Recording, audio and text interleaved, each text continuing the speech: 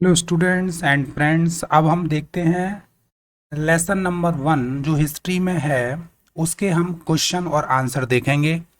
I hope जो इसके मैंने दो पार्ट अपलोड किए थे आपको अच्छी तरह समझ में आए होंगे। मैंने वर्ड टू वर्ड उसको एक्सप्लेन किया था।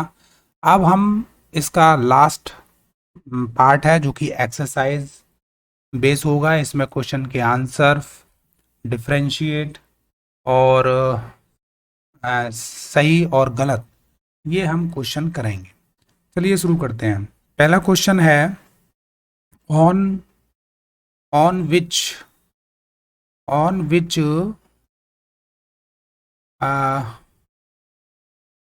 ऑन विच थिंग्स, कौन सी चीज़ों पर। ऑन विच थिंग्स का मतलब है कौन सी वस्तुओं पर।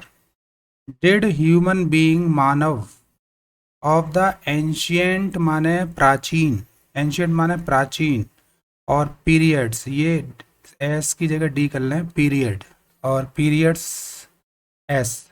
तो प्राचीन समय के जो मानव थे वो किन चीज़ों पर राइट माने लिखते थे। देयर माने अपने, रिकॉर्ड्स माने अभिलेख।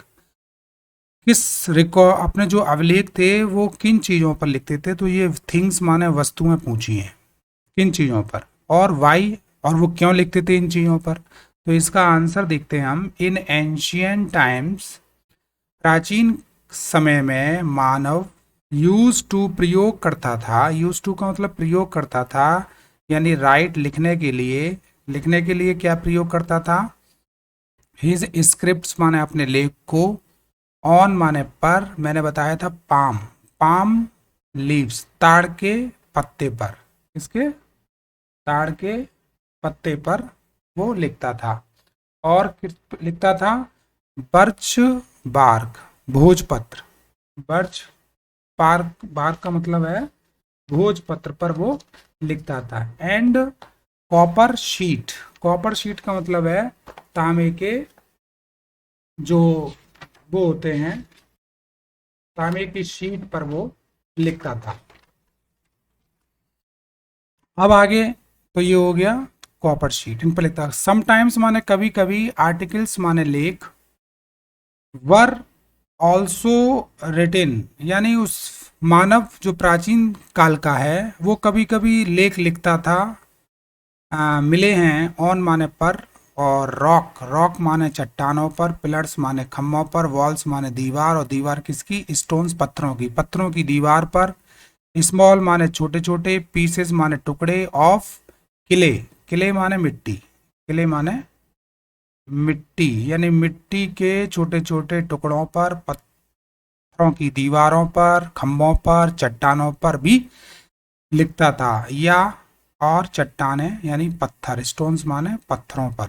क्योंकि अब यहाँ पर है क्यों, ऐसा वो क्यों लिखता था, तो यहाँ से इसका स्टार्ट हुआ। बिकॉज माने क्योंकि, एट दैट टाइम, उस समय, पेपर वाज नॉट इन्वेंटेड, क्योंकि कागज का आविष्कार नहीं हुआ था।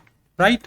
तो आई होप ये क्वेश्चन आपको समझ में आया होगा पहला। अब हम दूसरे प्रश्न की ओर चलते हैं। दूसरा प्रश्न है विच रिकॉर्ड, कौन सा अभिलेख, ऑफ एम्परर, एम्परर माने होता है सम्राट, एम्परर का मतलब है सम्राट, सम्राट क्या, अशोका, यानी अशोक बोलेंगे।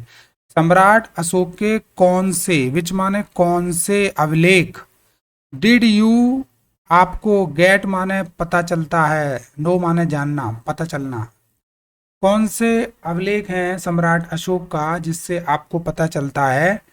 अबाउट माने के बारे में, और किसके बारे में, टेक्स्ट, लेख के बारे में। तो आपको ये बताना है कि सम्राट अशोक के किस अभिलेख के बारे में आपको पता चलता है। तो पाठ में आपने देखा होगा। आंसर शुरू करते हैं। द पार्ट माने अंश, ऑफ अशोका रूमिनदेई, ये आया था बच्चों, मैंने बताया था रूमिनदेई, इसको बोलेंगे हम रू मिन रूमिनदेई, ये रूमिनदेई है अशोक का रिकॉर्ड मान अभिलेख। विच इज ऑप्टेन, जो हमें प्राप्त हुआ है, फ्रॉम माने से, जो जगह हमने बताई थी लुम्बिनी जो कि नेपाल में है, इस जगह से हमें ये रिकॉर्ड मिला अशोक का रुमिनदेही। तो इन दिस रिकॉर्ड, इस अभिलेख में, रिकॉर्ड माने बार बार रिकॉर्ड आ रहा अभिलेख में, इस अभिलेख में अशोका यानी अशोक ने हैज डिक्लेयर्ड, प्रेजेंट परफेक्ट है, ये हैज है और ये क्रिया की जो है थर्ड फॉर्म है।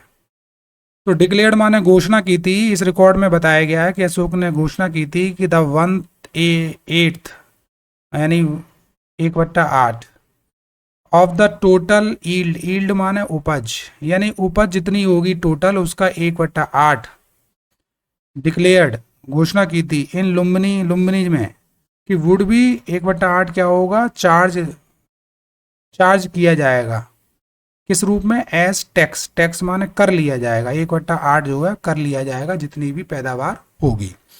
तो ये बात हमें पता चलती है रुमिनदेही अभिलेख से। आगे चलते हैं क्वेश्चन नंबर सी पर।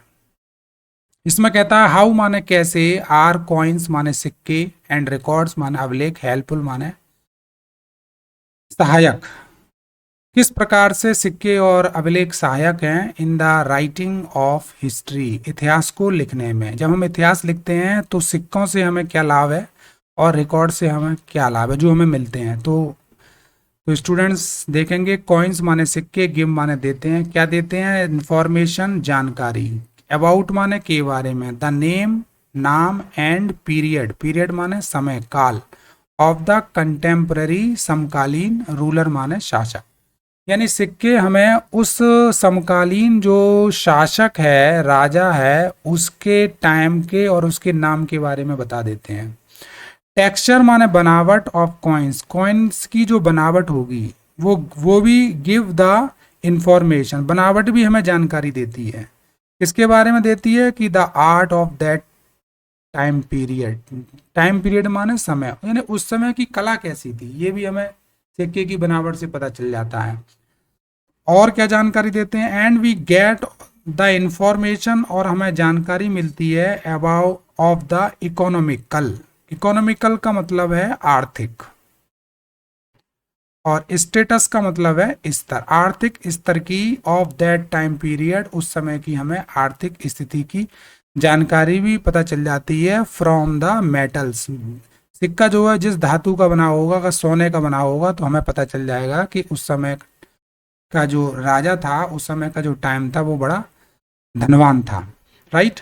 आगे क्या है, रिकॉर्ड कैसे सहायक हैं इतिहास को लिखने में, तो अभिलेखों से उस समय के, ये मैंने हिंदी में लिख दिया है, अभिलेखों से उस समय के राजा का नाम और उसकी पॉलिसी और उसका लॉ और उसका शासनकाल, लिपि, और ये जो गलत है इसको आप करेंगे भाषा, लैंग्वेज, साम्राज्य का विस्तार, सिविलाइजेशन, कल्चर आदि के विषय में पता चलता है, आदि के विषय में पता चलता है। तो ये हमें अभिलेख बताते हैं। आगे चलते हैं। अगला क्वेश्चन है हमारा बहुत सरल और बहुत इंपॉर्टेंट, कि what was the name of the book, उस किताब का नाम बताइए जो मैगस्थनीज ने लिखी है। तो मैगस्थनीज ने एक किताब लिखी है, उसका नाम, किताब का नाम है इंडिका। तो ये आप रट लेंगे। अगले क्वेश्चन पर चलते हैं। अगला क्वेश्चन है कि हमें डिफरेंशिएट माने अंतर बताना है कि प्री हिस्टोरिक एज क्या है, प्रोटो हिस्टोरिक एज क्या है और हिस्टोरिक एज क्या है।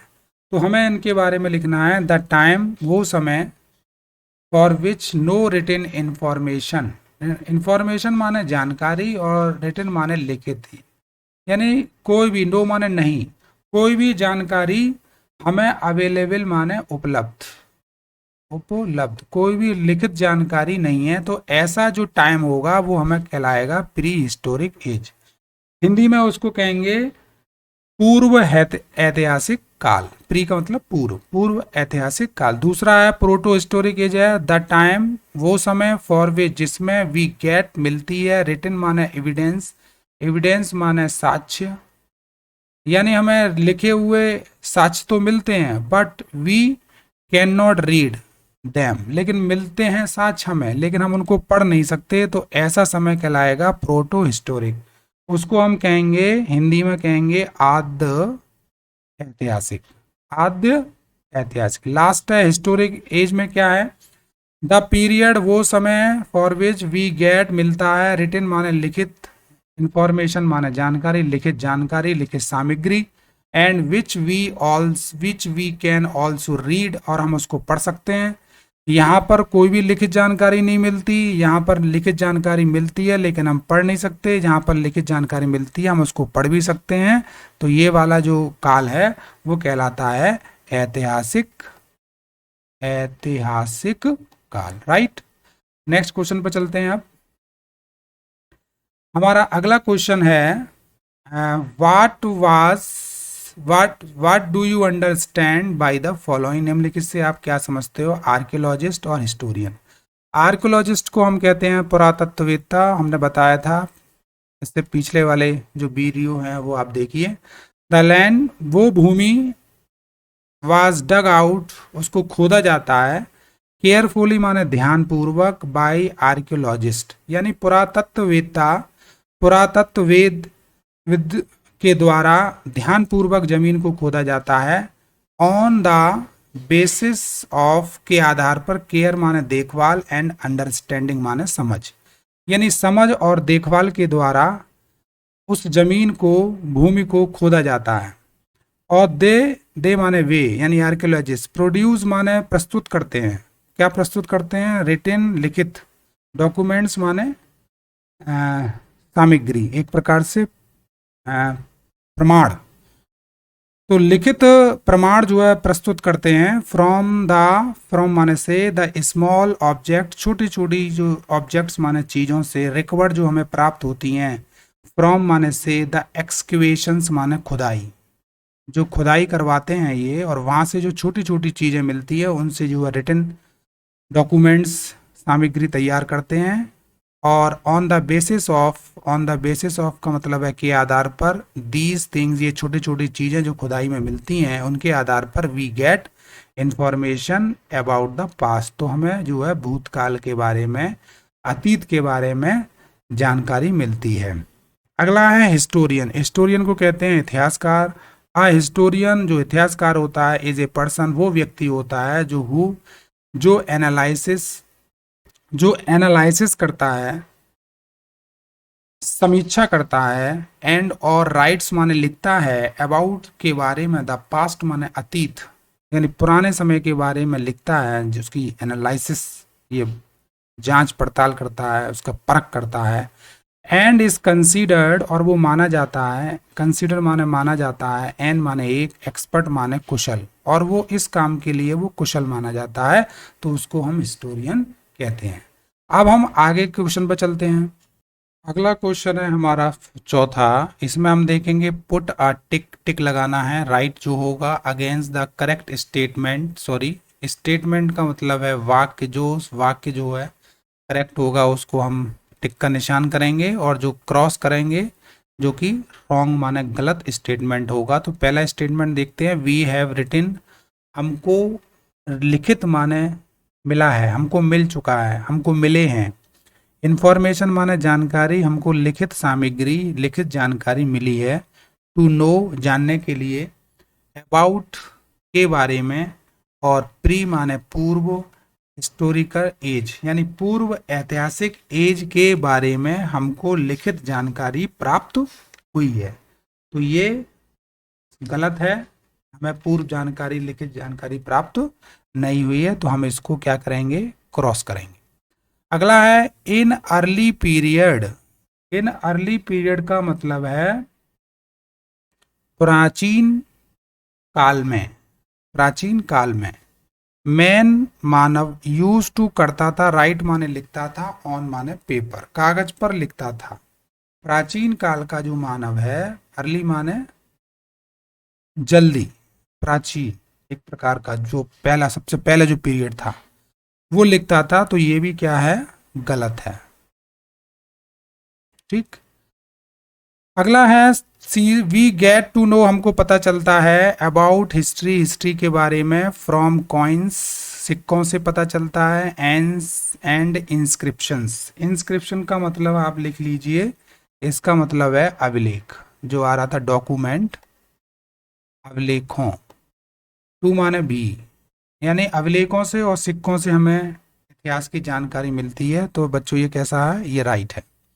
अगला है राज तरंगिणी इज है द कंपोजिशन माने रचना ऑफ कौटिल्य चाणक्य, जिनका नाम चाणक्य भी है। यानी जो राज तरंगिणी जो किताब है वो कौटिल्य चाणक्य की रचना है। तो ये फ्रेंड्स ये गलत है। अगला है द वेदास, वेदास का मतलब वेद, इज हैं अ रिलीजियस माने धार्मिक, धार्मिक क्या है, लिटरेचर माने साहित्य है, धार्मिक साहित्य है वेद। तो ये राइट है। अगला है फायान, इसको ऐसे लिखेंगे पा, फायान जो है विदेशी ट्रेवलर है, वो केम माने आया टू इंडिया, और ड्यूरिंग माने दौरान मौर्यन पीरियड, जब मौर्य साम्राज्य था, मौर्य काल था, उस टाइम पर फायान आया, जो चीनी यात्री था ये आया था। तो ये गलत है। तो आई होप आपको ये एक्सरसाइज समझ में आई होगी, और कमेंट में लिखिए कि कैसी वीडियो लगी। आज के लिए इतना, अब हम अगली वीडियो के साथ मिलते हैं। Thank you very much.